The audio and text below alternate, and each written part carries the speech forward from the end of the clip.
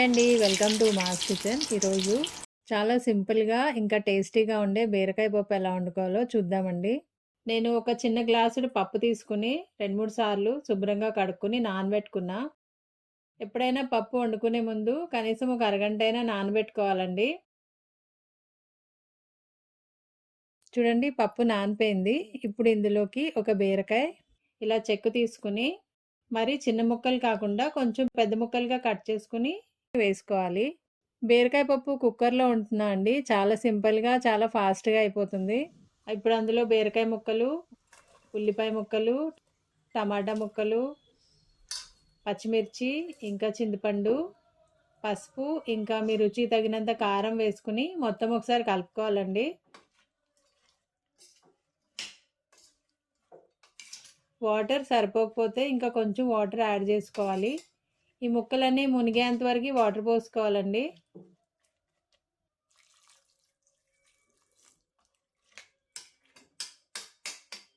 ఇప్పుడు స్టవ్ వెలిగించుకొని స్టవ్ మీద పెట్టుకుని 3 లేక 4 విజిల్స్ వచ్చే వరకు ఉడికించుకోవాలి. లేకపోతే పప్పు మెత్తగా అయ్యేంత వరకు ఉడికించుకోవాలి.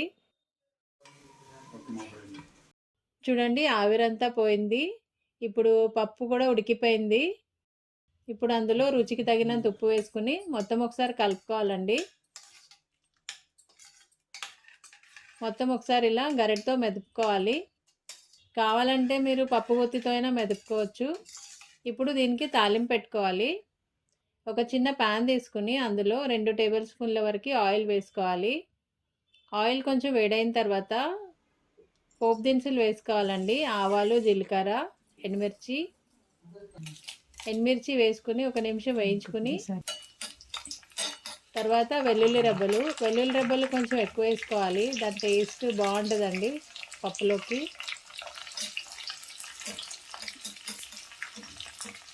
తర్వాత కరివేపాకు వేసుకుని, కరివేపాకు కూడా వేగేంత వరకు వేయించుకోవాలి.